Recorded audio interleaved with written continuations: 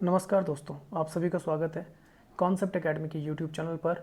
और डिस्कस करेंगे आपका 17 मई से लेकर 23 मई तक का वीकली करंट अफेयर्स। ये हिंदी में होगा तो इस पे ध्यान देना, बहुत ही इंपॉर्टेंट न्यूज़ होंगी तो ज़रूर इसे रिवाइज़ कर लेना और एक बार अच्छे से पढ़ लेना जो पीडीएफ मैं शेयर करूँगा। तो स्टार्ट करते हैं।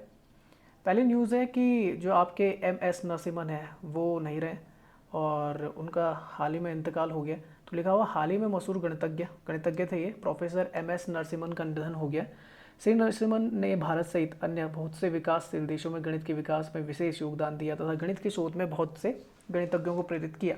उन्होंने अवकल और बीजगणितीय ज्यामिति, अवकल बोला जाता है डिफरेंशिएशन को और ज्योमेट्री को, और जो लाई समूह होता है आपका लाई ग्रुप, निरूपण के सिद्धांत और आंशिक अवकल सिद्धांत के क्षेत्रों में काम किया। श्री नरसिम्हन ने अवकल और बीजगणितीय ज्यामिति के क्षेत्र में अग्रणी योगदान दिया है। वह नरसिम्हन शेषाद्री सिद्धांत के लिए बहुत मशहूर थे।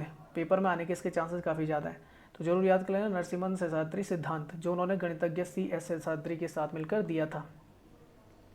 Shri Narasimhan National Board of Higher Mathematics NBHM के संस्थापक अध्यक्ष थे। वह वर्ष 1977 से लेकर 79 के बीच भारतीय राष्ट्रीय विज्ञान अकादमी INSA के समिति सदस्य रहे, जबकि 1980 से 82 तक वह भारतीय विज्ञान अकादमी के उपाध्यक्ष हैं।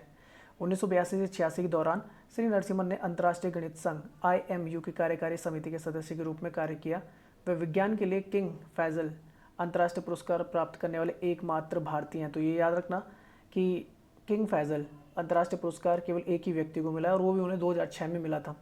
श्री नरसिम्हन ने वर्ष 1988 में INSA का श्रीनिवास रामानुजन पदक प्राप्त किया था, जबकि 1994 में उन्होंने CV रामानुजन शताब्दी पुरस्कार से सम्मानित किया गया था। अन्य पुरस्कारों में श्री नरसिम्हन भारत के राष्ट्रपति द्वारा पद्म भूषण और फ्रांस के राष्ट्रपति द्वारा शेवियर दी आई ऑर्डर दी मेरिट पुरस्कारों से भी सम्मानित है। ये फ्रेंच में लिखा हुआ है तो प्रोनाउंसिएशन में अगर दिक्कत हो तो माफ़ करना। National Board of the Higher Mathematics की स्थापना अगर कहीं पूछा जाता है NBHM की, तो वो 1983 में भारत सरकार के परमाणु ऊर्जा विभाग के अंतर्गत देश में उच्चतर गणित के विकास और उसके नीति निर्माण के उद्देश्य से हुई थी। वहीं भारतीय राष्ट्रीय विज्ञान अकादमी की स्थापना 1935 में भारत में विज्ञान को बढ़ावा देने, मानवता और राष्ट्रीयता के कल्याण के लिए वैज्ञानिक ज्ञान के इस्तेमाल के मकसद से हुई थी। INSA को पहले भारतीय राष्ट्रीय विज्ञान संस्थान यानी कि NISI के नाम से भी जाना जाता था। अच्छा, दूसरी न्यूज़ है कि 6000वें रेलवे स्टेशन पर वाईफाई सेवा शुरू हुई है। शुरुआत जो हुई थी ये लगभग 5-6 साल पहले हुई थी इसकी, और उसके बाद से क्या था कि प्रत्येक जो आपके रेलवे स्टेशन था उन्हें क्या करना था, आपको वाईफाई से कनेक्ट करना था। 6000वां कौन सा बना है, 5000वां कौन सा था, पहला कौन सा था, उसके बारे में डिस्कस करेंगे इस न्यूज़ में। तो भारतीय रेलवे ने 6000वें रेलवे स्टेशन पर वाईफाई शुरू किया 15/5/2021 को पूर्व मध्य रेलवे के धनबाद डिवीज़न, धनबाद आपका झारखंड में, धनबाद को कोल कैपिटल ऑफ इंडिया भी बोला जाता है अगर कहीं पूछा जाएगा, कोल कैपिटल ऑफ इंडिया।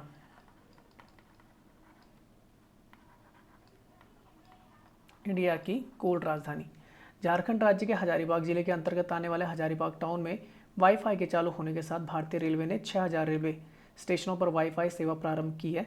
इससे पहले पश्चिम बंगाल का मिदनापुर, याद रखिए पश्चिम बंगाल का जो मिदनापुर था वो 5000वां रेलवे स्टेशन था जहां पर वाईफाई सेवा भारतीय रेलवे द्वारा शुरू की गई थी। भारतीय रेलवे ने 5 वर्षों में एक स्टेशन से 6000वें स्टेशन तक वाईफाई सेवा का प्रारंभ करने का सफर तय किया है। वाईफाई की फुल फॉर्म पूछी जाती है तो इसे बोलते हैं वायरलेस फिडेलिटी।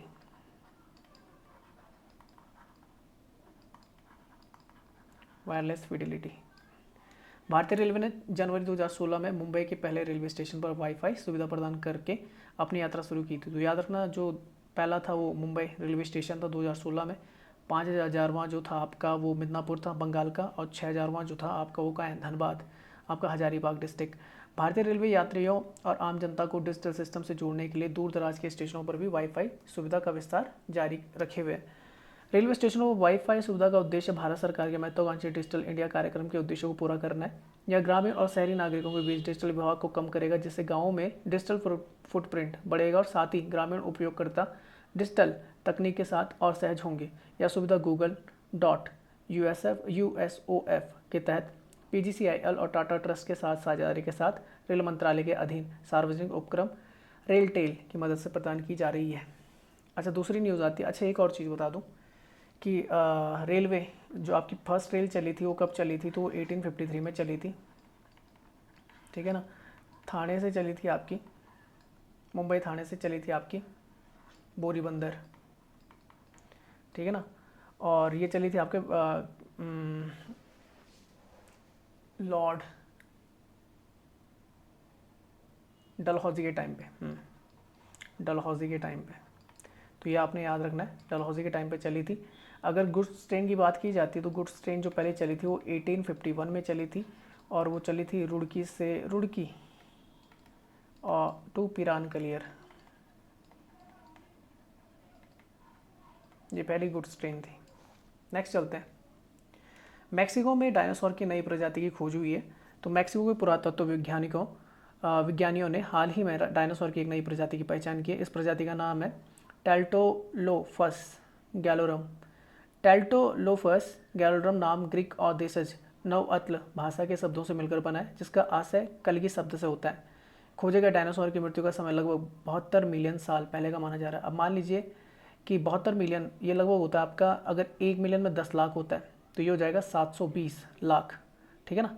तो पुरातत्व वैज्ञानिकों ने मुताबिक इस प्रजाति के डायनासोर संवादशील थे, मतलब बात करते थे हाथियों की तरह एक दूसरे से बातचीत करने में निम्न आवृत्ति की आवाज़ों का इस्तेमाल करते हैं। निम्न आवृत्ति जो बोला जाता है वो इंफ्रासोनिक को बोला जाता है। इंफ्रासोनिक की जो रेंज होती है वो लेस देन 20 हर्ट्ज होती है, और हिंदी में इंफ्रासोनिक को बोला जाता है अपश्रव्य तरंगे, ठीक है ना। और एक अल्ट्रासोनिक होती है आपकी,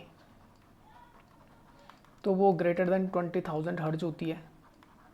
ये परासर भी होती है ना, एक साउंडेबल वेव्स होती हैं जो इंसान सुन सकता है, तो 20 से 20,000 के बीच में होती है। चलिए, लिखा हुआ आपको बता दें कि हाथी निम्न आवृत्ति की आवाज़ों से आपसे बातचीत करते हैं और बिना मानव की पकड़ में आए कई किलोमीटर तक सफ़र करते हैं। पुरातत्व वैज्ञानिकों के मुताबिक खोजे गए डायनासोर की पूंछ 6 मीटर लंबी और उसकी लंबाई 8 से 12 मीटर हो सकती है। ये डायनासोर आधुनिक पक्षियों की तरह रंग बिरंगे दिखते थे और इनकी कलगी गहरी रंगीन होती थी। National institute of anthropology and the history के मुताबिक ये तेज आवृत्ति की भी आवाज़ें निकाल सकते थे, जिससे इन्हें शिकारी जानवरों से बचाव में मदद मिलती थी। अभी इस तथ्य पर खोज चल रही है, लेकिन INAH के मुताबिक यह खोज वैज्ञानिक पत्रिका क्रेटेशियस रिसर्च में प्रकाशित हो चुकी है। नेक्स्ट चलते हैं। विश्व दूरसंचार और सूचना समाज दिवस 2021, तो ये मई 17 को मनाया जाता है। इसे world telecommunication information social day भी बोला जाता है। विश्व दूरसंचार और सूचना समाज दिवस 1969 में से प्रतिवर्ष 17 मई को मनाया जा रहा है। यह दिवस 1865 में ITU इंटरनेशनल टेलीकम्युनिकेशन यूनियन की स्थापना और पहले अंतर्राष्ट्रीय टेलीग्राफ कन्वेंशन पर हस्ताक्षर करने के उपलक्ष्य में मनाया जाता है।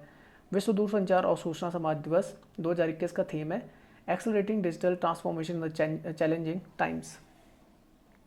विश्व दूरसंचार और सूचना समाज दिवस आयोजित करने का उद्देश्य डिजिटल परिवर्तन के लिए ICT पर राष्ट्रीय रणनीतियों को बढ़ावा देना, निवेश को प्रोत्साहित करने के लिए स्मार्ट नीतियों को अपनाना और आपसी सहयोग और साझेदारी को प्रोत्साहित करना है। कोविड-19 महामारी के कारण उपजी परिस्थितियों ने किसी को पीछे नहीं छोड़ने के लिए कनेक्ट 2030 एजेंडा के लक्ष्यों को प्राप्त करने के हेतु डिजिटल परिवर्तन में तेजी लाने की आवश्यकता को उजागर किया है, जिससे इस वर्ष विश्व दूरसंचार और सूचना समाज दिवस का महत्व और बढ़ गया है। इंटरनेशनल टेलीकम्युनिकेशन यूनियन ने विश्व दूरसंचार और सूचना समाज दिवस 2021 की थीम के माध्यम से डिजिटल परिवर्तन की गति को गति प्रदान करने का आह्वान किया है। महामारी के इस चुनौतीपूर्ण समय में ITU ने क्षेत्रीय, राष्ट्रीय और अंतर्राष्ट्रीय पहलों के माध्यम से डिजिटल परिवर्तन में तेजी लाने की आवश्यकता पर भी प्रकाश डाला है। नेक्स्ट न्यूज़ आती है, बुजुर्गों के लिए toll free helpline number Elder line खोला गया 17 मई को। तो ये याद रखना, toll free helpline for the elderly person, Elder line. लिखा हुआ बुजुर्ग व्यक्तियों के लिए toll free helpline Elder line 14567 कई राज्यों में शुरू हो गई है। कोविड महामारी के दौरान वृद्धजनों की समस्याओं को दूर करने के लिए सामाजिक न्याय और अधिकारिता मंत्रालय, सोशल जस्टिस एंड एम्पावरमेंट, ये मंत्री हैं आपके कौन, थावरचंद गहलोत, इनका नाम जरूर लिख लेना, थावरचंद गहलोत ने एल्डर लाइन योजना के तहत प्रमुख राज्यों में राज्यवार कॉल सेंटर शुरू किए हैं। ये कॉल सेंटर वृद्धजनों को इमोशनल सपोर्ट, कानूनी मदद जैसी सहायता देंगे। मई 2021 के अंत तक सभी राज्यों में इस सेवा को शुरू होने के प्रयास किए जा रहे हैं।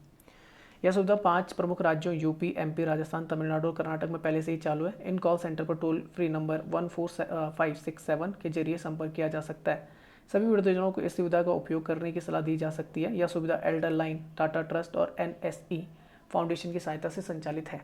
नेक्स्ट न्यूज़ आती है, फरजाद बी गैस क्षेत्र ONGC के हाथ से फिसला।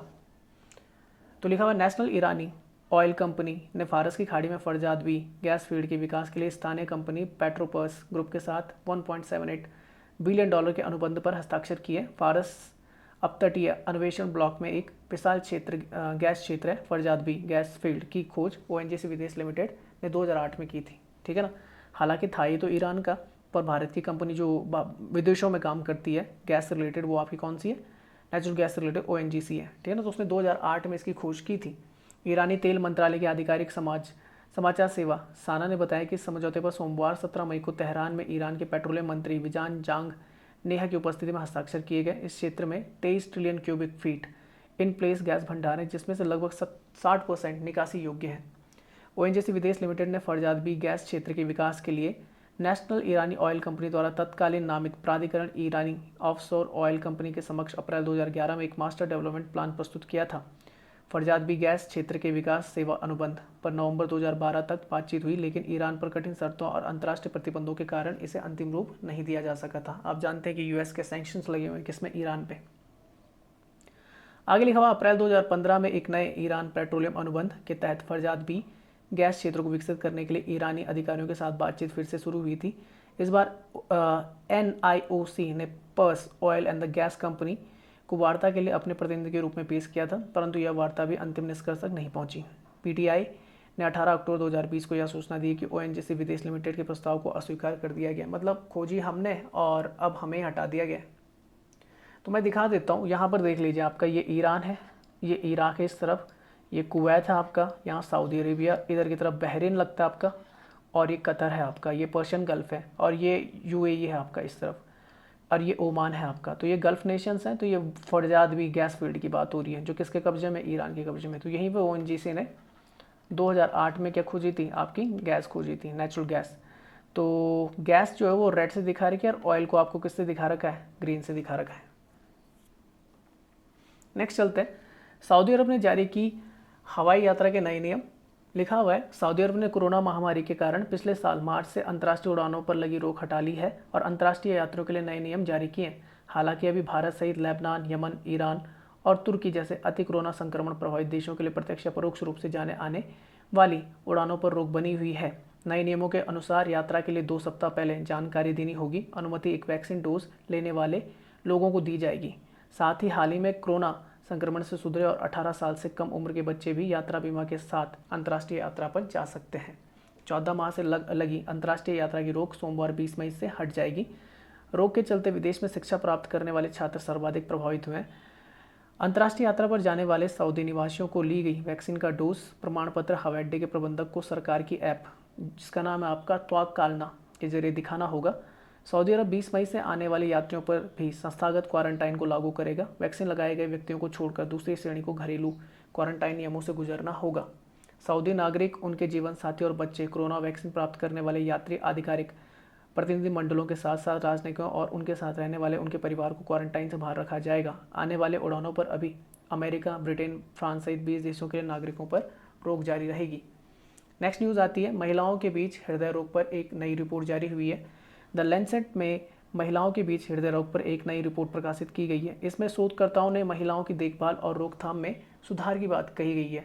रिपोर्ट में दुनिया भर में महिलाओं में मौत के प्रमुख कारणों से निपटने के लिए जागरूकता बढ़ाने के लिए तत्काल कार्रवाई का आह्वान किया गया। रिपोर्ट का शीर्षक the Lancet women and the cardiovascular disease commission reducing the global burden bye 2013 रखा गया है। इसे 11 देशों के 17 प्रमुख विशेषज्ञों द्वारा ऑथराइज किया गया है। इसका उद्देश्य हृदय रोग और स्ट्रोक सहित हृदय संबंधी स्थितियों के वैश्विक बोझ को कम करने में मदद करना है। यह 2030 तक दुनिया भर में महिलाओं में होने वाली 35% मौतों का कारण है। महिलाओं में उच्च रक्तचाप और मधुमेह जैसी जोखिम कारकों का पता लगाने वाली और नियंत्रित करने वाली स्वास्थ्य प्रणालियाँ भी कम कुशल हैं। इसलिए कार्डियोवास्कुलर जोखिम कारकों और बीमारी के लिए उपचार में देरी होती है। रिपोर्ट में रोग के निदान और उपचार प्रदान करने के लिए स्वास्थ्य प्रणालियों की जवाबदेही और दक्षता में वृद्धि करने की बात कही गई है। नेक्स्ट न्यूज़ आती है, एंड्रॉयड 12 स्मार्टफोन बनेगा और स्मार्ट। आप जानते हैं एंड्रॉयड किसका है, गूगल का है, तो गूगल इसे डेवलप कर रहा है। तो लिखा हुआ है, गूगल ने इस वर्ष की डेवलपर कॉन्फ्रेंस में एंड्रॉयड 12 का बीटा वर्जन लॉन्च किया। इस कॉन्फ्रेंस का आयोजन प्रत्येक वर्ष किया जाता है, जिसमें कंपनी द्वारा नए उत्पाद व सेवाओं की घोषणा की जाती है। UI यानी यूज़र इंटरफेस की बात करें तो एंड्रॉयड का यह वर्जन सर्वाधिक परिवर्तन और नए फीचर के साथ आने वाला ऑपरेटिंग सिस्टम होगा। इस नए वर्जन के यूज़र इंटरफेस को कंपनी ने मटेरियल यू नाम दिया है। इसके अनुसार स्मार्टफोन के इंटरफेस को यूज़र खुद से कस्टमाइज़ कर सकेंगे। इस तकनीकी युग में गोपनीयता एक भ्रम जैसी लगती है। गूगल ने इस बात को गंभीरता से लेते हुए अपने यूज़र्स को प्राइवेसी डैशबोर्ड का तोहफा दिया है। इसके अंतर्गत अब ऐप्स द्वारा आपसी जासूसी करने की बजाय आप ऐप्स की जासूसी कर पाएंगे। मसलन जैसे कि कोई ऐप आपके कैमरा या माइक्रोफोन का इस्तेमाल करती है, तुरंत आपको एक नोटिफिकेशन प्राप्त होगा। नोटिफिकेशन पैनल से ही आप अनुमति देना बंद कर सकते हैं। किसी भी ऐप द्वारा आपकी लोकेशन की अनुमति मांगने पर आपके पास दो विकल्प होंगे। आप अपनी सटीक लोकेशन अथवा अपने क्षेत्र की लोकेशन साझा कर सकते हैं। पासवर्ड मैनेजर नामक फीचर्स किसी भी संदेह की स्थिति में केवल एक क्लिक से आपको अपना पासवर्ड बदलने की सुविधा प्रदान करेगा। गूगल फोटोज़ में लॉक फोल्डर की सुविधा दी जाएगी, जिससे आप अपने फ़ोटोज़ को सुरक्षित रख सकते हैं। गूगल मैप भी ट्रैफिक सिग्नल की जानकारी के साथ साथ कई नए फीचर्स जोड़े गए हैं जो आपकी मुश्किलों को काफ़ी आसान कर सकते हैं।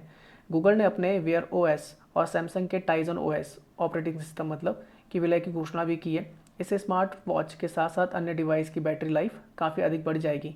Android TV remote, car remote, 3D video bat chat आदि के साथ आने वाले एंड्रॉयड 12 फिलहाल अभी बीटा वर्जन के गूगल पिक्सल फ़ोन के साथ कुछ थर्ड पार्टी स्मार्टफोन में भी उपलब्ध होंगे। 3 बीटा वर्जन टेस्टिंग के बाद इसका फुल वर्जन लाया जाएगा। गूगल की बात करें तो गूगल की जो आपके CEO अभी वो सुंदर पिचाई है, और गूगल का जो फाउंडेशन हुआ था वो 4 सितंबर 1998 को Menlo park California United state में हुआ था। इसकी पेरेंट ऑर्गेनाइजेशन आपकी अल्फ़ाबेट इंक, हेडक्वार्टर है mountain view California United states में, और इसके जो फाउंडर हैं वो हैं आपके लैरी पेज और सरजबिन। कई बार पूछा जाता है पेपर में। नेक्स्ट चलते हैं, नई व्हाट्सएप पॉलिसी पर अब केंद्र सख्त हो गया है। इलेक्ट्रॉनिक्स और सूचना प्रौद्योगिकी मंत्रालय, ठीक है ना, रविशंकर प्रसाद है आपके, रविशंकर प्रसाद ने व्हाट्सएप को अपनी नई गोपनीयता नीति प्राइवेसी पॉलिसी वापस लेने के निर्देश दिए हैं। मंत्रालय के अनुसार व्हाट्सएप गोपनीयता नीति में बदलाव डेटा सुरक्षा और उपयोगकर्ता की पसंद जैसे मूल्यों को कमजोर करता है। व्हाट्सएप की यह नीति भारतीय नागरिकों के अधिकारों और हितों को नुकसान पहुंचाती है। सरकार ने नोटिस का जवाब देने के लिए व्हाट्सएप को 7 दिनों का समय दिया था। 7 दिनों में कोई संतोषजनक प्रतिक्रिया नहीं मिलने पर कानून के अनुरूप आवश्यक कदम उठाए जाएंगे। मंत्रालय ने कहा है कि व्हाट्सएप की गोपनीयता नीति से मौजूदा भारतीय कानूनों और नियमों के कई प्रावधानों का उल्लंघन होगा। मंत्रालय ने व्हाट्सएप द्वारा भारतीयों के साथ उनके यूरोपीय समकक्षों की तुलना में अलग व्यवहार किए जाने को गलत बताया, क्योंकि वहाँ पे प्राइवेसी को, भारत में कोई अभी कानून नहीं बन पाया प्राइवेसी से रिलेटेड जिसमें हम क्या कर सकें, प्राइवेसी को प्रोटेक्ट कर सकें हर व्यक्ति की। जबकि आपका जो यूरोप में वहाँ पर ये कानून आपके क्या करते हैं, वहाँ पर है, विजिबल है। तो व्हाट्सएप वहाँ पर नहीं कर पा रहा है इसे, प्राइवेसी पॉलिसी को क्या ब्रेक नहीं कर पा रहा है, जबकि भारत में करने की कोशिश कर रहा है। मंत्रालय ने भारतीय यूजर्स के साथ भेदभावपूर्ण व्यवहार के मुद्दे को दोहराया है।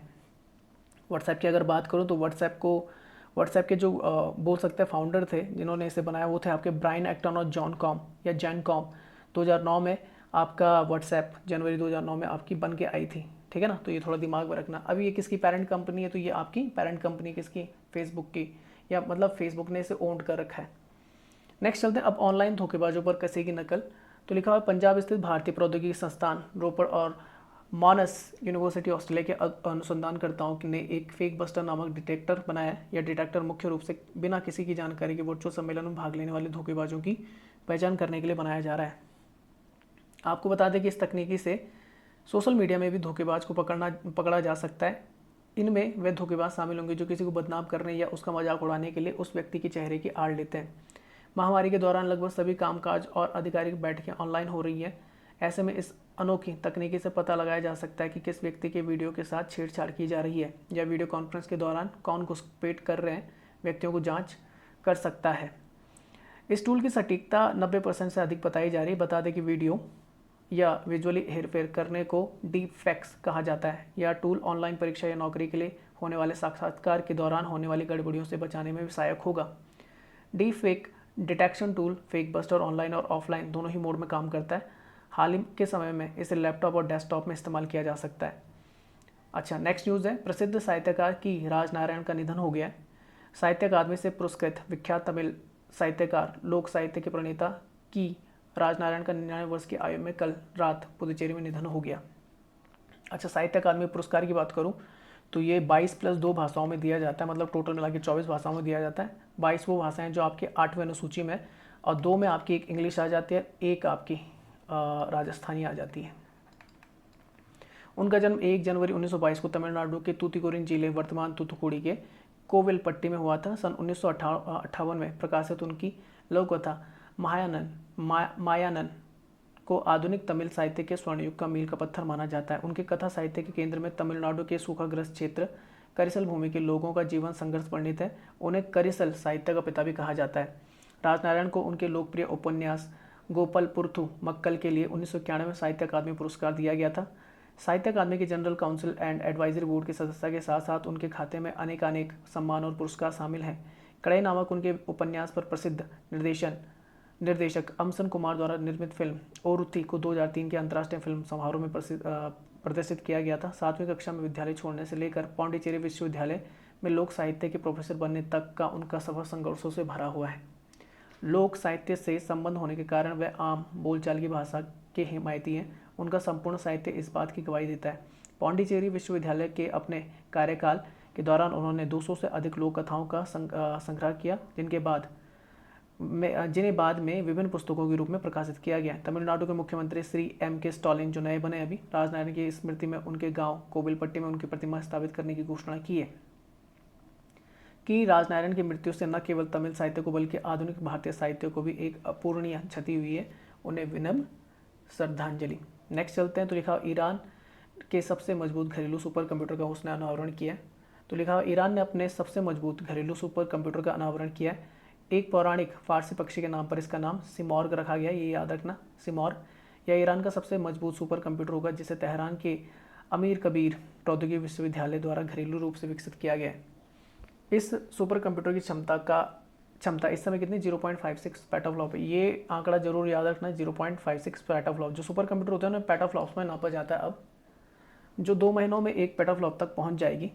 यह सुपर कंप्यूटर विभिन्न प्रकार के राज्य संचालित और निजी वैज्ञानिक अनुसंधानों के लिए बड़े पैमाने पर डेटा विश्लेषण सेवाएं प्रदान करेगा। इसके अलावा इसका उपयोग आर्टिफिशियल इंटेलिजेंस का विश्लेषण करने, ट्रैफिक और मौसम डेटा और इमेज प्रोसेसिंग में किया जाएगा। सरकार की सेवा के अलावा सुपर कंप्यूटर का उद्देश्य निजी फर्मों पर ध्यान देने वाली कंपनियों को एक विश्वसनीय बुनियादी ढांचा प्रदान करना है।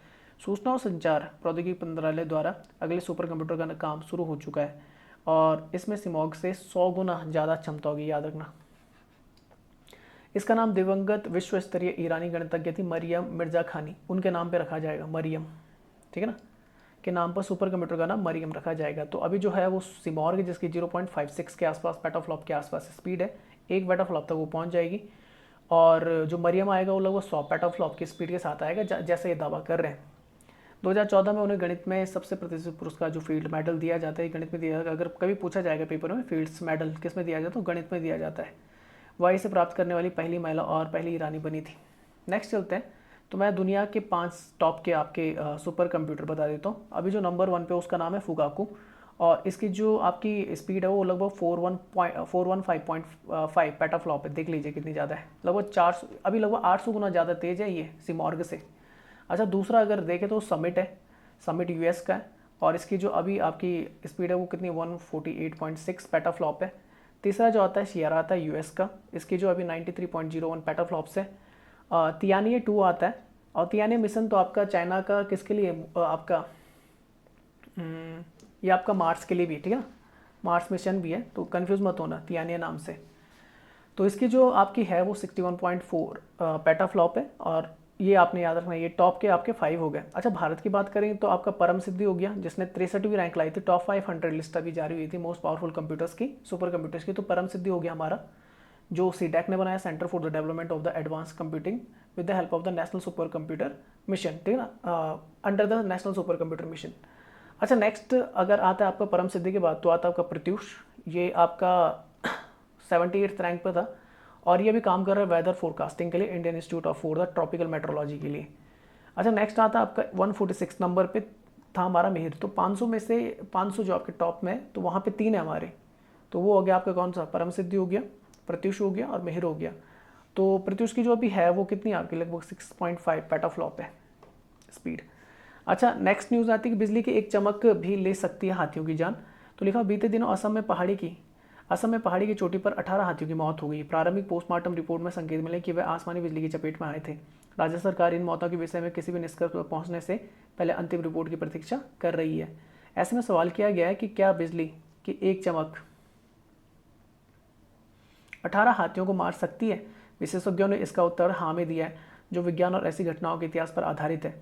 भौतिक विज्ञानी चंडिम्मा गोम्स द्वारा इंटरनेशनल जर्नल ऑफ द बायोमेट्रोलॉजी में लिखे शोध के मुताबिक बिजली कई तरह से जानवरों को घायल कर सकती है या मार सकती है। गोम्स ने इससे जुड़े कुछ तरीके बताए जिनके माध्यम से ऐसा हो सकता है। तो पहला आता है आपका डायरेक्ट फ्लैश। यदि कोई जानवर खुले मैदान में हो और उसके शरीर का हिस्सा आसपास की अन्य वस्तुओं के संपर्क में हो तो वह सीधे बिजली की चपेट में आ सकता है। इसमें लंबे जानवर अधिक सुभेद्य होते हैं, मतलब उन्हें ज़्यादा खतरा होता है। साइड फ्लैश होता है आपका, तो लिखा हुआ जब बिजली किसी लंबी वस्तु जैसे पेड़ से टकराती है तो यह एक साइड फ्लैश उत्पन्न करती है जिससे पेड़ के नीचे खड़े जानवर को नुकसान पहुंच सकता है। तीसरा आता है आपका स्पर्श की संभावना। तो लिखा हुआ यदि किसी लंबे जानवर के शरीर का एक हिस्सा जमीन के संपर्क में हो और दूसरा हिस्सा अधिक ऊंचाई पर हो तो बिजली की चपेट में आने वाली वस्तु के संपर्क में आने पर आंशिक धारा उसके शरीर से होकर गुजर सकती है। फिर आती है स्टेप पोटेंशियल। इसमें 4 पैर वाले जानवरों के बीच सबसे आम बिजली का खतरा माना जाता है। जब किसी जानवर के आगे और पीछे के पैर काफ़ी दूर होते हैं तो कुछ परिस्थितियों में आंशिक करंट उसके शरीर से होकर गुजर जाता है। यह पहली बार नहीं है जब आसमानी बिजली से गिरने से किसी जानवर की मौत हुई हो। इससे पहले 2007 में पश्चिम बंगाल के बुक्सा टाइगर रिजर्व में इसी तरह की घटना में 5 हाथियों की मौत हुई थी। 2016 में नॉर्वे में आसमानी बिजली गिरने से 300 से ज़्यादा हिरन मारे गए थे। 1972 में अलास्का में बिजली गिरने से 53 हिरन मारे गए थे। नेक्स्ट न्यूज़ है यूनेस्को की सूची में भारत के 6 नए विरासत स्थल हैं, अभी जोड़े नहीं गए हैं, उनकी बोल सकते हैं वो टेंटेटिव लिस्ट में है अभी, ठीक है ना। वो विचार करेंगे कि इन्हें जोड़ा जाए कि नहीं जोड़ा जाए, तो संभावित है। तो भारतीय पुरातत्व सर्वेक्षण ने यूनेस्को के समक्ष भारत के 9 स्थानों को संभावित विश्व विरासत स्थल की सूची में शामिल करने का प्रस्ताव रखा था। इसमें 6 को स्वीकृत किया गया। तो ये है आपके वाराणसी का गंगा घाट, कांचीपुरम का मंदिर या कांचीपुरम के मंदिर, सतपुड़ा टाइगर रिजर्व, हीरे बैंकल महापाषाण स्थल, मराठा सैन्य वास्तुकला, जबलपुर का भेड़ा घाट, लमेटा घाट। प्रस्तावित 3 नामों में अरुणाचल प्रदेश का टेल वाइल्ड लाइफ सेंचुरी, जियोगल्फ ऑफ कोंकण और जम्मू की मुबारक मंडी भी शामिल है। वर्तमान में भारत में 38 धरोहर है यूनेस्को विश्व विरासत स्थल की सूची में शामिल है। 30 जिसमें सांस्कृतिक है, 7 आपके प्राकृतिक है, 1 मिश्रित है। मिश्रित में आपका कंचनजंगा आता है जो सिक्किम में।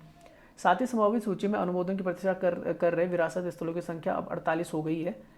संभावित सूची में शामिल विरासत स्थलों के दस्तावेजों को 1 वर्ष बाद स्थायी सूची में नामांकन के लिए जमा किया जा सकता है। भारत के 4 विरासत स्थलों ताजमहल, अजंता की गुफाएं, एलोरा की गुफाएं और आगरा के किलों को सर्वप्रथम 1983 में यूनेस्को के विश्व विरासत स्थल के रूप में शामिल किया गया था।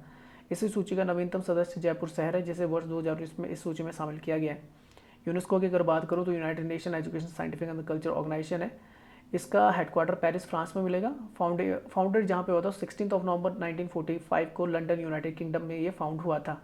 इसके भी हेड है ऑद्रे अजोले, तो ये आप याद रखना। नेक्स्ट चलते कोविड-19 परीक्षण किट वीराजेन, ये लॉन्च कर दिए सिप्ला ने। तो सिप्ला लिमिटेड ने भारत में कोविड-19 के पॉलीमरेज चेन रिएक्शन आरटीपीसीआर, जो आरटीपीसीआर की मैं फुल फॉर्म बता देता हूँ क्योंकि जो सबसे इंस्टेंट आपका किया जाता है टेस्ट कोविड के लिए वो आरटीपीसीआर ही है। तो ये होता है आपका रिवर्स ट्रांसक्रिप्शन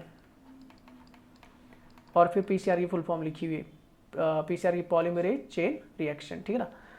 तो लिखा सिप्ला ने UBO biotechnology system Pvt LTD के साथ साझेदारी में वीराजेन टेस्ट किट के व्यवसायीकरण की घोषणा की है। वीराजेन किट कोविड-19 परीक्षा के सेगमेंट में कंपनी की तीसरी पेशकश है। सिप्ला के बाद अब पहले से ही एंटीबॉडी डिटेक्शन किट और एंटीजन टेस्ट के लिए पार्टनरशिप है।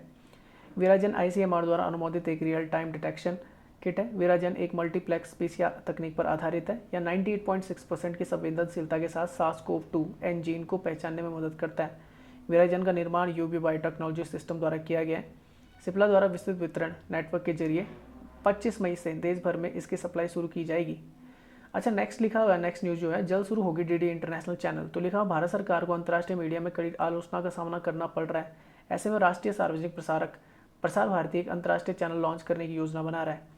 इसका उद्देश्य वैश्विक और घरेलू महत्व दोनों के समकालीन मुद्दों पर विश्व स्तर पर भारत के दृष्टिकोण को प्रोजेक्ट करना होगा, जिसमें भारत के बारे में वैश्विक दर्शकों ग्लोबल व्यूअर्स को जानकारी देना भी शामिल है। आगे लिखा हुआ है, डीडी इंटरनेशनल की स्थापना की परिकल्पना दूरदर्शन के वैश्विक उपस्थिति बनाने और भारत के लिए एक अंतर्राष्ट्रीय आवाज स्थापित करने के रणनीतिक उद्देश्य से की जा रही है। अमेरिका के CNN न्यूज़ चैनल और BBC की तर्ज पर दूरदर्शन के इंटरनेशनल चैनल की जरूरत लंबे अरसे से महसूस की जा रही थी। दुनिया के चर्चित पत्रकारों को भी डीडी इंटरनेशनल के कार्यक्रमों से जोड़ने की योजना है। प्रसार भारती को अपने इन कार्यक्रमों को दुनिया के दूसरे देशों में प्रमुखता से दिखाने के लिए विश्व प्रमुख भाषाओं तक अपनी पहुंच बनाने की जरूरत होगी। नेक्स्ट न्यूज़ है कि विश्व मेट्रोलॉजी दिवस, तो ये 20 मई को मनाया जाता है। 20 मई को विश्व मेट्रोलॉजी दिवस मनाया गया और इस बार की थीम थी आपके मेजरमेंट फॉर द हेल्थ। इस विषय को स्वास्थ्य में मापन के बारे में जागरूकता पैदा करने के लिए चुना गया था। विश्व मेट्रोलॉजी दिवस के अवसर पर NCSL इंटरनेशनल द्वारा वेबिनार का आयोजन। वेबिनार होता है आपका जब क्या होता है, बाय इंटरनेट आप जुड़ते हैं। तो लिखा हुआ है NCSL इंटरनेशनल एक मेंबर बेस्ड स्वयंसेवियों द्वारा संचालित व्यावसायिक व्यापार संगठन है। NCSL इंटरनेशनल ने 1961 में दुनिया के माप विज्ञान पेशेवरों को मान्यता दी थी। यह नेटवर्किंग और सूचनाओं के आदान प्रदान, माप शिक्षा, कौशल विकास को बढ़ावा देने, प्रशिक्षण कार्यक्रमों, समितियों और संबंधित समुदायों को बढ़ावा देने का काम करता है। इसके मिशन में नेटवर्क और सूचनाओं का आदान प्रदान करना और माप शिक्षा एवं कौशल विकास को बढ़ावा देना आदि शामिल है। वर्ल्ड मेट्रोलॉजिकल अगर ऑर्गेनाइजेशन की बात करूं तो इसका हेडक्वार्टर आपको जेनेवा स्विट्जरलैंड में मिलेगा। ये फाउंड हुआ था 23 मार्च 1950 को और प्रेसिडेंट इसके जो अभी हैं डेविड ग्रिम्स हैं। हेड जो है इसके कौन है आपके, गरहार्ड एड्रियान है और पैट्री टालास है, तो ये आप याद रखना। सेक्रेटरी जनरल है पैट्री टालास। नेक्स्ट अगर बात करें तो इंडियन मेट्रोलॉजिकल डिपार्टमेंट की बात करें तो इसका हेडक्वार्टर आपको म्यूजियम भवन लोधी रोड न्यू दिल्ली में देखने को मिलेगा और ये फाउंड हुआ था 1875 में। ठीक है, और इसके जो हेड है वो भी लिख लेना। ये मिनिस्ट्री ऑफ अर्थ साइंस के अंतर्गत आता है जिसके मिनिस्टर है आपके डॉक्टर हर्षवर्धन जो आपके हेल्थ मिनिस्टर है। वहीं अगर इसके DG डायरेक्टर जनरल की बात करूं तो वो है आपके मृत्युंजय मोहपात्रा। मृत्युंजय हिंदी में लिखता हूँ, मृत्युंजय मोहपात्रा। ये DG हैं किसके, इंडियन मेट्रोलॉजिकल डिपार्टमेंट के। नेक्स्ट न्यूज़ है, अब फैल रहा है सफ़ेद फंगस का प्रकोप। तो लिखा हुआ है कि ब्लैक फंगस के बाद अब भारत में सफ़ेद फंगस नामक संक्रमण भी कुछ लोगों को प्रभावित कर रहा है। बता दें कि यह संक्रमण ब्लैक फंगस यानी काले कवक से ज़्यादा खतरनाक है। हाल में बिहार के पटना शहर में सफ़ेद कवक के कुछ नए मामले पाए गए हैं। सफ़ेद फंगस से संक्रमण कम रोग प्रतिरोधक क्षमता के कारण हो सकता है। इस फंगस के संक्रमण से बचने के लिए स्वच्छता को बेहद महत्वपूर्ण बताया जा रहा है। सफ़ेद फंगस के रोगी कोविड जैसे लक्षण प्रदर्शित करते हैं लेकिन उनका परीक्षण नकारात्मक आता है। इस संक्रमण को CT स्कैन या एक्सरे के माध्यम से डायग्नोस किया जा सकता है। सफ़ेद कवक न केवल फेफड़े बल्कि शरीर के अन्य हिस्सों को भी प्रभावित कर सकता है जिसमें नाखून, त्वचा, पेट, गुर्दे, मस्तिष्क, निजी अंग और मुंह शामिल हैं। कोविड-19 के रोगियों में सफ़ेद फंगस होने का खतरा अधिक होता है क्योंकि यह फेफड़ों को प्रभावित करता है। जिन लोगों का प्रतिरक्षा तंत्र कमज़ोर है या जो लंबे समय से स्टेरॉइड ले रहे हैं और या मधुमेह और कैंसर जैसी अन्य बीमारियों से ग्रस्त लोगों में इसका जोखिम क्या होता है, अधिक होता है। या उन कोविड रोगियों को भी प्रभावित करता है जो ऑक्सीजन सपोर्ट पर है। हाल ही में केंद्र सरकार ने राज्यों में ब्लैक फंगस या म्यूकोरमाइकोसिस को महामारी घोषित करने के लिए कहा है। उत्तराखंड ने भी इसे क्या कर दिया है, आपका महामारी घोषित कर दिया है। नेक्स्ट न्यूज़ है, नस्लीय घृणा के खिलाफ अमेरिका लेकर आया कानून। तो लिखा, अमेरिकी राष्ट्रपति जो बाइडेन ने एशियाई अमेरिकों और प्रशांत द्वीप समूह के लोगों के खिलाफ घृणा अपराधों में नाटकीय वृद्धि को रोकने के लिए एक कानून पर हस्ताक्षर किया है। सदन ने इस सप्ताह विधेयक को 364 से लेकर 364-62 के बहुमत से मंजूरी दी है। मतलब 364 आपके पक्ष में और 62 आपके विपक्ष में पड़े। यह कानून एक अधिकारी को इसका प्रभारी बनाकर घृणित अपराधों के विषय में न्याय विभाग की समीक्षा में तेजी लाएगा। स्थानीय कानून प्रवर्तन एजेंसियों को पूर्वाग्रह से प्रेरित घटनाओं की जांच, पहचान और शिकायत दर्ज कराने में सुधार के लिए अनुदान दिया जाएगा। कोरोना काल में अमेरिका में एशियाई लोगों के खिलाफ बड़े क्रूर अपराध को देखते हुए इस बिल को आवश्यकता। मैं बता दूं कि एशिया में अब याद रखना, जैसे आपकी होती है ना मंगोलियन, आपका होता है एक बोल सकते हैं जैसे चाइनीज, क्योंकि आप जानते हैं जो कोविड आया है वो चाइना से आया है। तो वहाँ पे काफ़ी लोग क्या हैं, चाइना से काफ़ी ज़्यादा क्या अभी गुस्से में। तो अब जो मंगोलाइड टाइप का दिखते हैं या जो चाइनीज़ टाइप के दिखते हैं उसमें कई सारे आपके आसियान की कंट्रीज आ जाती हैं, तो उनको ये सामना करना पड़ा। चाहे हालांकि वो चाइना से हो चाहे ना हो, चाहे अब वो साउथ कोरिया का है तो वो भी उसी तरीके से दिखता है। तो प्रॉब्लम इस तरीके की है। तो लिखा हुआ है, आपको बता दें कि अप्रैल में इस बिल को सीनेट ने 94-1 के बहुमत से मंजूरी दी थी। सीनेट जो है वहाँ का अपर हाउस है, ठीक है ना। इस बिल को नस्लीय घृणा के खिलाफ समानता और अवसर के लिए कानूनी रूप से महत्वपूर्ण कदम बताया जा रहा है। नेक्स्ट न्यूज़ है, अब मोबाइल ऐप बताएगा SpO2 और पल्स रेट। तो लिखा हुआ है कि कोविड-19 की दूसरी लहर के बाद से छोटे आकार के पल्स ऑक्सीमीटर और स्मार्ट वॉच की खरीद और कीमतों में काफ़ी बढ़ोतरी देखने को मिली है। इसे ध्यान में रखते हुए कोलकाता स्थित एक health tech startup care now ने एक स्मार्टफोन एप्लीकेशन विकसित किया है और इसका नाम दिया है केयरप्लेक्स वाइटल है एप्लीकेशन का नाम। यह ऐप स्मार्टफोन के रियर कैमरा और फ्लैश लाइट का उपयोग करता है, जहां उंगली रखने पर फौरन ऑक्सीजन सैचुरेशन, ये फुल फॉर्म है SpO2 की, पल्स और श्वसन दर डिवाइस पर दिखने लगती है। बता दें कि पल्स ऑक्सीमीटर या स्मार्ट वॉच में ऑक्सीजन सैचुरेशन और पल्स रेट आदि जानकारी का पता लगाने के लिए फोटोफ्लैथी स्मोगोग्राफी या PPG तकनीक का उपयोग किया जाता है। नए ऐप में इसी PPG तकनीक को स्मार्टफोन के रियर कैमरा और फ्लैश लाइट के जरिए हासिल करने का प्रयास किया गया है। जैसे पल्स ऑक्सीमीटर या स्मार्ट वॉच में इंफ्रारेड लाइट लेंस सेंसर का उपयोग किया जाता है, वैसे इस ऐप में फ़ोन की फ्लैश लाइट का उपयोग किया गया है। इस ऐप के जरिए फ़ोन के रियर कैमरा और फ्लैश लाइट को उंगली से कवर करने का लगभग 40 सेकंड का स्कैन शुरू होता है, जिसमें प्रकाश की तीव्रता के अंतर की गणना की जाती है। इस अंतर के आधार पर PPG ग्राफ को प्लॉट किया जाता है, जिसमें SpO2 और पल्स रेट प्राप्त हो जाती है। केयरफ्लेक्स वाइटल की सटीकता हृदय की धड़कन में के मामले में 96, जबकि ऑक्सीजन सैचुरेशन के मामले में 98% तक देखी गई है। नेक्स्ट न्यूज़ है बांग्लादेश का सर्वोच्च नागरिक सम्मान। तो लिखा हुआ बांग्लादेश के प्रधानमंत्री शेख हसीना ने देश का सर्वोच्च नागरिक पुरस्कार स्वाधीनता पुरस्कार 2021 प्रदान किया। अब ये याद रखना कि यहाँ का कौन सा है, स्वाधीनता पुरस्कार 2021। इसे इंडिपेंडेंस अवार्ड के नाम से भी जाना जाता है। इस वर्ष यह पुरस्कार 9 व्यक्तियों और एक शोध संगठन को प्रदान किया गया। यह पुरस्कार बांग्लादेश के मुक्ति संग्राम, विज्ञान और प्रौद्योगिकी, साहित्य और संस्कृति में उनके उत्कृष्ट योगदान के लिए लोगों या संगठनों को प्रदान किया जाता है। वर्ष 2021 के पुरस्कारों में मुक्ति संग्राम में उनके योगदान के लिए दिए गए 4 मरणोपरांत पुरस्कार शामिल हैं। पुरस्कार प्राप्त करने वालों को 1 स्वर्ण पदक और 5 लाख टका का नकद इनाम दिया जाता है। टका वहाँ की करेंसी है। पुरस्कार के लिए नामों की घोषणा मार्च में की गई थी। नेक्स्ट चलते हैं अंटार्कटिका से बना दुनिया का सबसे बड़ा आइसबर्ग, और इससे काफ़ी नुकसान हो सकता है। यूरोपियन स्पेस एजेंसी के मुताबिक अंटार्कटिका के जमे हुए किनारे से एक विशाल हिमखंड टूटकर अलग हो गया है। ग्लोबल वार्मिंग का एक कारण है ये, ठीक है ना। यह हिमखंड स्पेनिश द्वीप मलोरका से भी बड़ा है और अब अंटार्कटिका से अलग होकर वेडल सागर में तैर रहा है। वेडल सागर नॉर्थ में आपके किसके, अंटार्कटिका के, अभी दिखा दूंगा मैप में।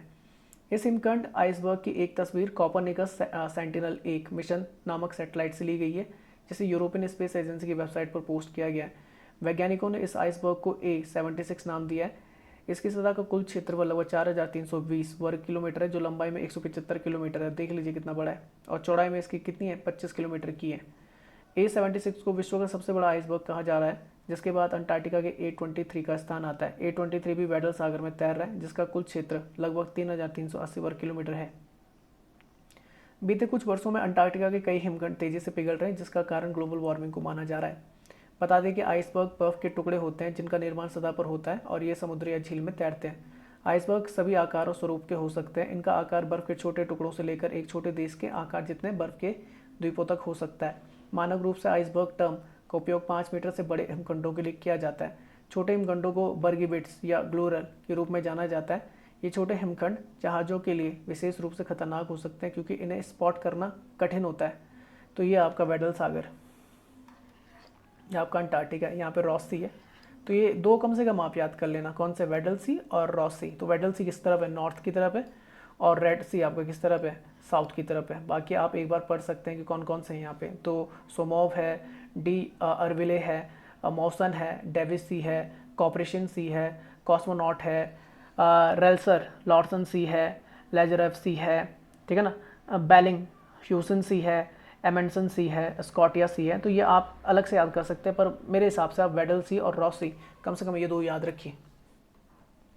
नेक्स्ट न्यूज़ आती है कि नहीं है चिपको आंदोलन के अग्रदूत। तो चिपको आंदोलन के अग्रदूत सुंदरलाल बोगड़ा का कोविड-19 से निधन हो गया। उनका निधन ऑक्सीजन स्तर में गिरावट के चलते हालत गंभीर हो जाने के कारण हुआ था। वह प्रसिद्ध पर्यावरणविद और संरक्षणवादी थे। उन्हें वृक्ष मित्र के नाम से भी जाना जाता था। उन्हें 1986 में जमनालाल बजाज पुरस्कार से सम्मानित किया गया था। पर्यावरण संरक्षण के क्षेत्र में महत्वपूर्ण योगदान के लिए उन्हें वर्ष 2009 में पद्म विभूषण से सम्मानित किया गया था, जो दूसरा सबसे हाईएस्ट सिविलियन अवार्ड है भारत रत्न के बाद। चिपको आंदोलन हिमालय क्षेत्र के स्थानीय लोगों द्वारा वनों की कटाई के विरोध में चलाया गया एक आंदोलन है। इस आंदोलन का नेतृत्व कर रहे सुंदरलाल बोगड़ा ने तत्कालीन प्रधानमंत्री इंदिरा गांधी से पेड़ों को काटने पर प्रतिबंध लगाने की अपील की थी। तो ये आपके सुंदरलाल बोगड़ा 9 जनवरी 1927 को ये पैदा हुए थे। 21 मई 2021 को all India institute of the medical science AIIMS Rishikesh में इनकी मृत्यु हो गई। इनकी पत्नी का नाम है विमला बोगड़ा। इनके 3 बच्चे भी हैं। इनकी कुछ बुक्स हैं, जैसे धरती की पुकार, India's environment, myth and the reality, the road to survivor, ये कुछ इनकी किताबें तो पूछी जा सकती हैं आपकी। अच्छा, नेक्स्ट आता है कोविड केयर में उपयोगी ECMO। तो लिखा हुआ है कोविड-19 की दूसरी लहर के बाद से अस्पतालों में मेडिकल ऑक्सीजन की मांग काफ़ी बढ़ गई है। ऐसे समय में ECMO नामक एक क्लिनिकल हस्तक्षेप तकनीकी काफ़ी उपयोगी साबित हो रही है। ECMO का पूरा नाम है एक्स्ट्रा कॉर्पोरियल मेम्ब्रेन ऑक्सीजन। लिखा हुआ ECMO का इस्तेमाल तब किया जाता है जब गंभीर रूप से बीमार रोगियों को दिया गया ऑक्सीजन सपोर्ट विफल होने लगता है। ऐसे चरम मामलों में डॉक्टर ECMO का विकल्प अपनाते हैं। ECMO शरीर के बाहर कृत्रिम हृदय और कृत्रिम फेफड़ों की एक जोड़ी के रूप में काम करता है। ECMO के उपयोग में रोगी की गर्दन, छाती और कमर के जरिए नस या धमनी में एक प्लास्टिक ट्यूब डाली जाती है। यह ट्यूब रोगी के रक्त को ऑक्सीजनरेटेड या कृत्रिम फेफड़ों तक पहुंचाती है, जहां ऑक्सीजन जनेटर रक्त से कार्बन डाइऑक्साइड को हटाता है और इसमें ऑक्सीजन को शामिल करता है। इससे बाद एक पंप के जरिए इस रक्त को एक अलग ट्यूब के माध्यम से रोगी के शरीर में वापस पहुंचाया जाता है। अध्ययन बताते हैं कि कोविड-19 की गंभीर रोगियों से संक्रमण फेफड़ों में फैलता है। निमोनिया इन्फ्लुएंजा AB के विपरीत कोविड-19 फेफड़ों के सभी 5 लॉब्स को प्रभावित करता है। 5 लॉब्स में बता दूं कि आपका जो लेफ्ट की तरफ होता है वहाँ पे आपके 2 लॉब्स होते हैं और राइट की तरफ आपके कितने 3 लॉब्स होते हैं। इसके चलते रोगी के शरीर में ऑक्सीजन और कार्बन डाइऑक्साइड का ठीक से आदान प्रदान नहीं हो पाता। ECMO प्रक्रिया मरीजों के शरीर को सपोर्ट देती है, जिससे उन्हें वायरस से लड़ने के लिए अतिरिक्त समय मिल जाता है। यह अतिरिक्त समय गंभीर बीमारी वाले रोगियों के लिए अक्सर बहुत महत्वपूर्ण साबित होता है। नेक्स्ट न्यूज़ है 2022 में रिटायर हो जाएगा इंटरनेट एक्सप्लोरर। तो लिखा हुआ है वेब ब्राउज़र की दुनिया का अब तक का सबसे सफल ब्राउज़र इंटरनेट एक्सप्लोरर IE 15 जून 2022 को रिटायर हो जाएगा। इंटरनेट एक्सप्लोरर माइक्रोसॉफ्ट द्वारा वर्ष 1995 में निर्मित एक वेब ब्राउज़र है जो कुछ वर्ष पहले तक अपने विंडोज़ कंप्यूटर में डिफ़ॉल्ट ब्राउज़र के रूप में देखने को मिलता था। आपने भी देखा होगा अपने कंप्यूटर्स में। 2022 में इसके बंद हो जाने पर कंपनी ने इंटरनेट एक्सप्लोरर यूजर्स को माइक्रोसॉफ्ट एज, जो उसका नया वर्जन है, मतलब नया आपका क्या है ब्राउज़र है किसका, माइक्रोसॉफ्ट का, उसे इस्तेमाल करने की सलाह दी है।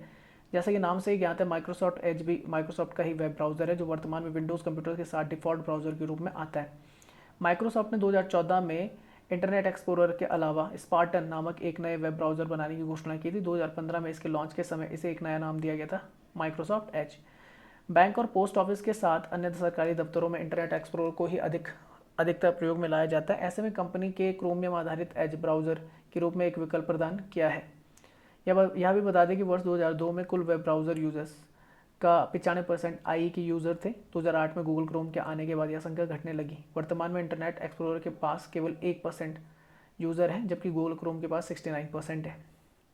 माइक्रोसॉफ्ट की अगर बात करें तो CEO सत्या नडेला है और फाउंड हुआ था ये 4 अप्रैल 1975 में न्यू मैक्सिको यूनाइटेड स्टेट्स में। हेडक्वार्टर अभी रेडमंड वाशिंगटन यूनाइटेड स्टेट्स में और उसके फाउंडर 2 हैं, बिल गेट्स और पॉल एलन। नेक्स्ट चलते हैं मॉडर्ना और फाइजर वैक्सीन पुरुषों में ज़्यादा कारगर, शोध बताते हैं। मॉडर्ना और फाइजर दोनों US बेस्ड है। तो संयुक्त राज्य अमेरिका के एक शोधकर्ता ने मॉडर्ना और फाइजर वैक्सीन के सूक्ष्म प्रभावों की पहचान की है। शोधकर्ता के मुताबिक ये वैक्सीन महिलाओं की तुलना में पुरुषों पर कुछ ज़्यादा बेहतर काम करती है। मिशिगन स्टेट्स यूनिवर्सिटी के शोधकर्ता ने नेचर कम्युनिकेशंस नामक जर्नल में कुछ समीक्षा पत्र प्रकाशित किए हैं। इस शोध का शीर्षक नैनो मेडिसिन अध्ययनों में लिंग सेक्स की भूमिका पर ध्यान आकर्षित करना रखा गया है। शोध के मुताबिक क्लिनिकल परीक्षणों से पता चलता है कि मॉडर्ना वैक्सीन पुरुषों के लिए कोविड मामलों को रोकने के लिए 95.4% प्रभावी है, जबकि महिलाओं में 93.1 है। वहीं अगर फाइजर की बात करें तो पुरुषों के लिए 96.4 जबकि महिलाओं के लिए 93.7 पाई गई। इन दोनों वैक्सीन में लिपिड आधारित नैनो कणों का उपयोग किया गया है।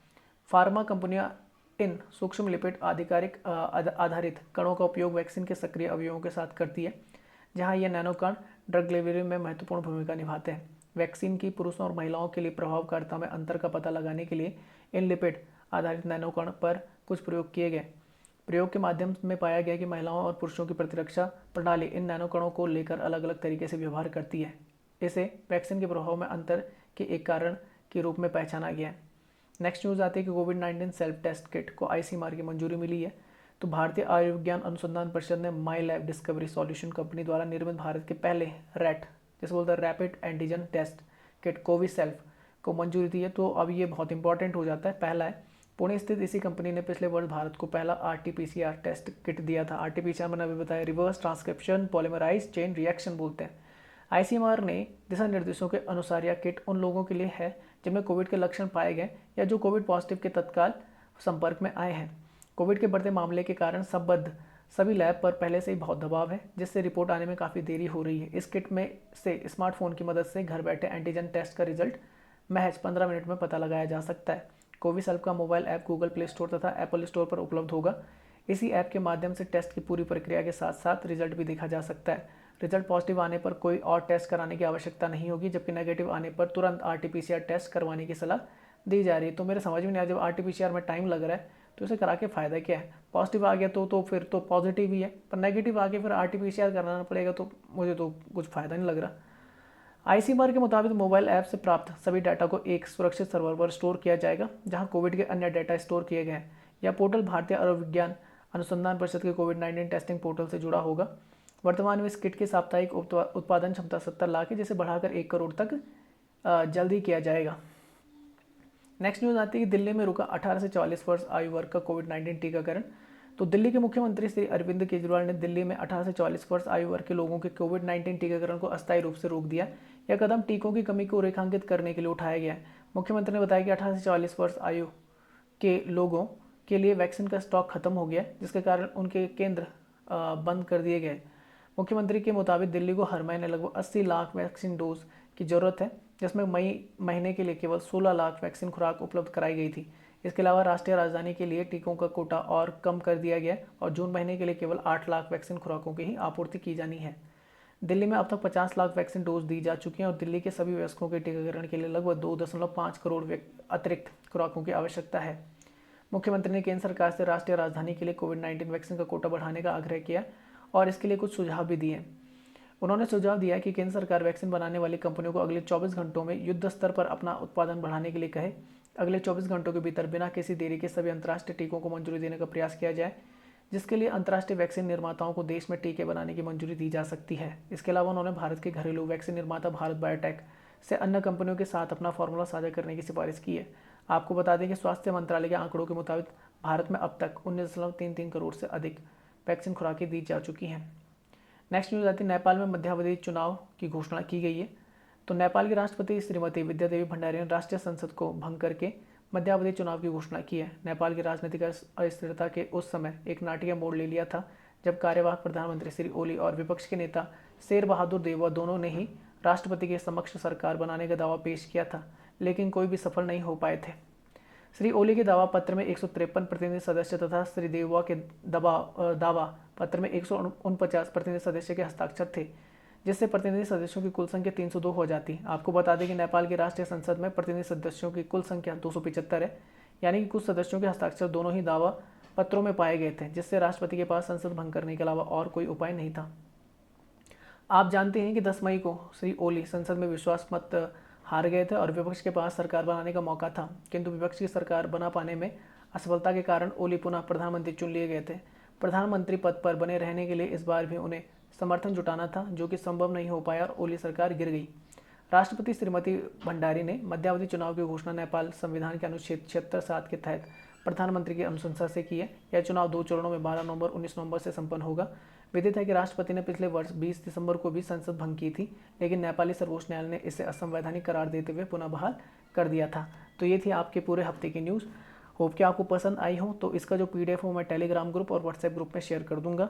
इस वीडियो का लिंक आपको यूट्यूब चैनल पे तो मिलेगा ही मिलेगा, वहाँ पर आप वीडियो को लाइक कर दीजिए, शेयर कर दीजिए, और अगर आपने चैनल सब्सक्राइब नहीं किया अब तक तो सब्सक्राइब करना ना भूलें और साथ ही साथ बेल आइकन को भी प्रेस कर दीजिए।